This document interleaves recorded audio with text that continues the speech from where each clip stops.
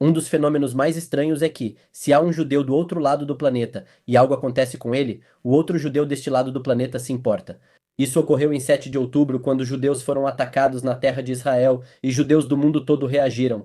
Por que isso ocorre? O que nos liga? Há explicação racional ou espiritual para isso? Como é possível? Tenho um convidado que é uma grande honra para mim receber, o Rabino Yossi Baumgarten, que é o rabino do Templo El Paso e também é formado em psicologia, então ele poderá abordar esse tema de vários ângulos. Ele, na verdade, é neto do primeiro Shaliach do Rebbe na Argentina, então também vem de uma descendência, de uma ascendência prestigiosa, pode-se dizer, no aspecto da Torá. E também gostaria de mencionar que o Rabino esteve, acho que ontem, no acompanhamento do Rabino Tzvi Kogan, de abençoada memória, que foi assassinado em Abu Dhabi há alguns dias. Como é possível que um judeu em Abu Dhabi e um judeu na Argentina vá ao seu enterro? O que explica essa conexão? Gostaria também de destacar depois o trabalho do Rabino Yossi com os soldados de Israel. Seja bem-vindo, Rabino. Primeiro, cumprimento a todos e vamos pronunciar agora as palavras que temos a dizer. Em memória justamente do Rabino Yitzhak HaKohen Kogan, filho de Alexander Sender, que sua alma seja elevada, que com certeza está elevada, e que interceda por nós e por toda a humanidade, para que haja mais paz, mais amor, mais democracia no Oriente Médio. Israel é o único lugar que é o coração do planeta Terra. Quanto ao que você mencionou, que um judeu em um lugar do mundo e um judeu em outro lugar do mundo, eu acredito que toda a humanidade é uma construção e o povo de Israel é como um só corpo. Quando há dor no pé, quando há dor na mão, todo o corpo sente dor.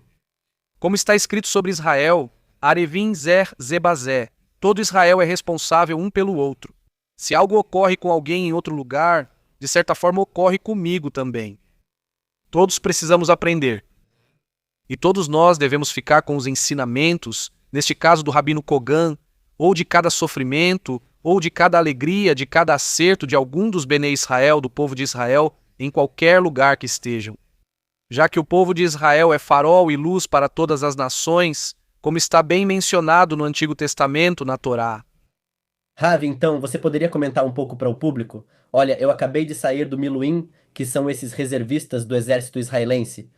Como o público sabe, eu não sou soldado de profissão, mas devido à situação, nós vamos defender Israel e agora acabei de sair. Ravi, você que, digamos, mora atualmente na Argentina, o que te traz ao Oriente Médio? Bem, nós rezamos 3 vezes por dia e pedimos por Jerusalém. Comemos com um pedaço de pão e pedimos por Jerusalém e pela terra de Israel. Como mencionei antes, é a luz do mundo, a energia de todo o planeta Terra e o coração de todo o povo de Israel. Desde os acontecimentos de 7 de outubro, eu e um amigo meu chamado Daniel Benayon sentimos a obrigação de ajudar e estar presentes na terra de Israel. Então, toda vez que surge a oportunidade, vimos dar um abraço nos Hayalim, as famílias dos sequestrados, e aproveito para pedir que todos os sequestrados possam voltar para casa sãos e salvos. Os que estão vivos e os que não estão, para que pelo menos tenham um enterro digno e que suas famílias possam fazer com que as almas dessas pessoas que foram assassinadas descansem em paz. Seja como for, acredito que justamente porque somos todos irmãos, se todos formam um povo e todos fazem parte de toda essa humanidade. Então é uma obrigação, na minha opinião, de cada judeu. Assim como na guerra do Yom Kippur todos vieram lutar, agora é hora de vir colaborar. Se for isso, manter um kibbutz, porque as pessoas, como você bem disse, estão no Miluim.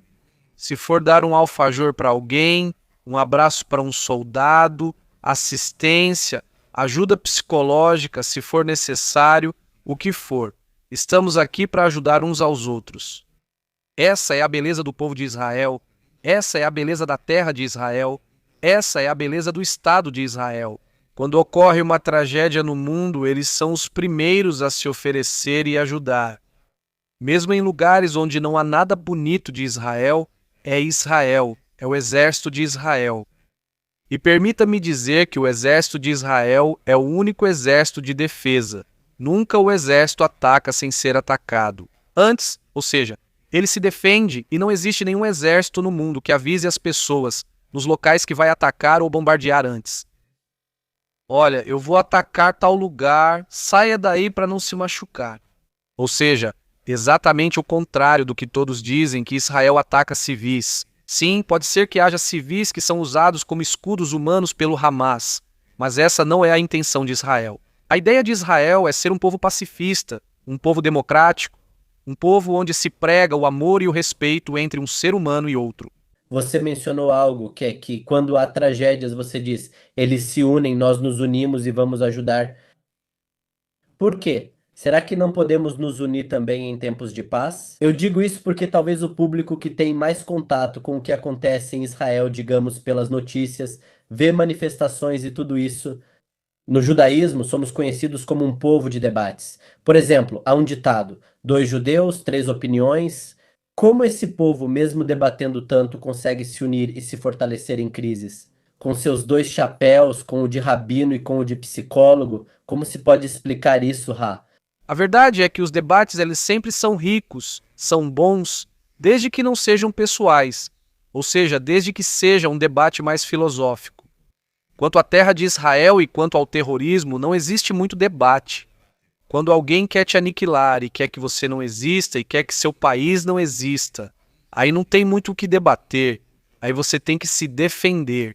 O que se pode fazer é iluminar as pessoas. Que entenda que se você ensina uma criança de 2, 3 anos a pegar uma arma e matar outra pessoa simplesmente por sua condição, aí não há muito o que debater. O que precisa ser feito é mudar o sistema educacional. Enquanto esse sistema educacional existir, não. Você não vai conseguir argumentar com uma pessoa de igual para igual, com um debate que seja filosófico e não pessoal. Tendo dito isso, infelizmente, diante da tragédia, todo o planeta se une, inclusive há pessoas que dão tudo diante de um furacão, de um terremoto, do que for. Estar juntos quando está tudo bem e ajudar uns aos outros é fácil, mas quando há uma tragédia, é difícil. O povo de Israel tem essa irmandade, essa fraternidade, essa coisa tão bonita, que por mais que um pense de um jeito e sinta de um jeito, e o outro pense de outro jeito e sinta de outro jeito, diante da defesa do Estado de Israel, diante da defesa do povo judeu, nós nos unimos. Não importa o que sentimos, e é muito bonito de ver. Como, por exemplo, nós vamos colocar tefilim, que são as filactérios que se colocam de manhã, ou dar um churrasco, uma salsicha, ou um alfajor, ou um abraço para os outros. E há muitas pessoas entre os soldados, muitos dos soldados, que não querem colocar tefilim. Enfim, então, eu em 1000, no meu caso, digo um abraço, pois você é mais que um tzadik, mais que justo, está na linha de frente entregando a vida. Então, normalmente eles te retribuem com um abraço, uma grande alegria, e porque entendem que nós respeitamos o que essa pessoa sente. O nível mais sublime, alto e perfeito que pode existir depois, a forma como canaliza sua energia e sua conexão com Deus. Cada um tem sua maneira, e é preciso respeitá-la, claro, por isso o candelabro, que é um símbolo judaico, tem 8 braços. Sim, porque cada um chega a Deus do seu jeito, mas, como sempre gosto de dizer, a melhor religião é o amor. Então, a gente vai além disso, de qualquer dogma, qualquer mandamento, e se une a Deus da melhor forma possível. Algo que você mencionou me lembrou, literalmente na semana passada, já na fronteira de Gaza, o sol já estava para se pôr. Não coloquei tefilim, já estávamos lá, prontos para entrar e falei, hoje não consegui. Esse sentimento é algo prático que nunca acontece comigo, mas e se chega um caso para que o público entenda de Shabbat com tefilim? O sentimento... Não, quer dizer, eu não podia acreditar na sincronia tão grande que houve nisso, acho que acredito nisso, no que você mencionou. Que mesmo quando há uma frente militar, não se esquece que há outras pessoas lidando com outras frentes. Seja em frentes, desculpe, seja no espiritual, há outros no econômico, há outros nas redes sociais, no que for rap. Nesse sentido, o que um não-judeu poderia aprender com isso? Porque, por exemplo, os judeus assistem ao vídeo e dizem, que bonito, pertenço a esse povo. Que quando algo acontece, todos nós nos unimos para nos proteger. Como o não-judeu se encaixa nisso? Ou, pelo menos, o que ele pode aprender desse ensinamento tão coletivo do povo judeu? Primeiro, a união, o respeito. E eu não faria tanta diferença entre judeus e não-judeus. Há muitos justos não-judeus que servem no exército de Israel porque entendem que Israel é o mais importante que existe. Entendem que o mandamento de Deus é que a pessoa pode ser uma pessoa muito boa, e a pessoa pode ser um excelente Noáquida, um Ben Noash, cumprindo tudo o que a Torá diz que um judeu deve cumprir. E parte disso é o respeito, o amor, a compreensão. A compreensão e todas as coisas boas que uma pessoa pode ter para fazer deste mundo um mundo melhor. E todos sabemos que temos 7 preceitos universais, que esses 7 preceitos são para todo o planeta Terra. Nós compartilhamos este mundo com todos os seres humanos, com os animais, com as plantas, com tudo o que Deus nos deu e temos que respeitar da melhor maneira possível. E os 7 preceitos são: crer em Deus, não blasfemar contra Deus, não roubar, não matar, não ter relações íntimas ilícitas, não comer parte de um animal enquanto o animal está vivo e estabelecer cortes de justiça para que haja paz no mundo. Então, cumprindo tudo isso, já fazemos com que o mundo seja um lugar melhor.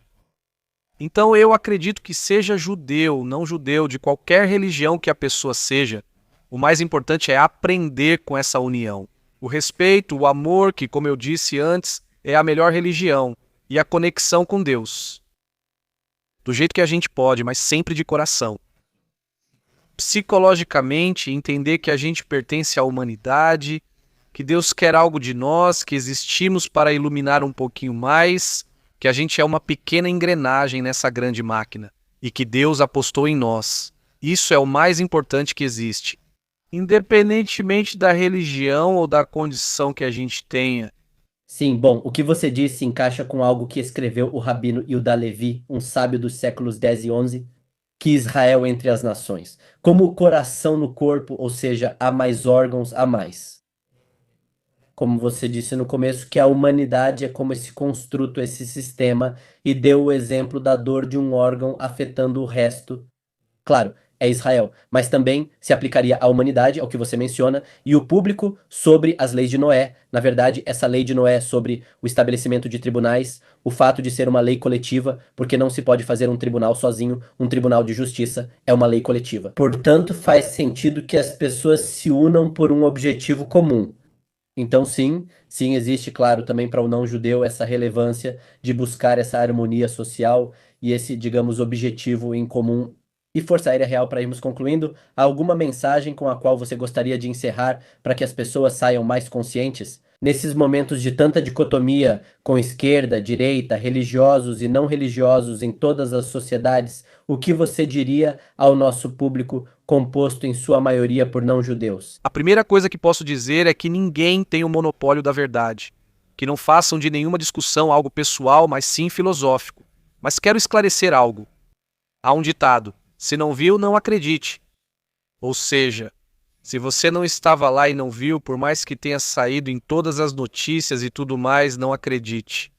Porque muita gente opina, são opinólogos, mas não tem a imagem completa, especialmente sobre o povo de Israel e o que está acontecendo em Israel. O povo de Israel é um povo de paz, é um povo de amor, é um povo democrático.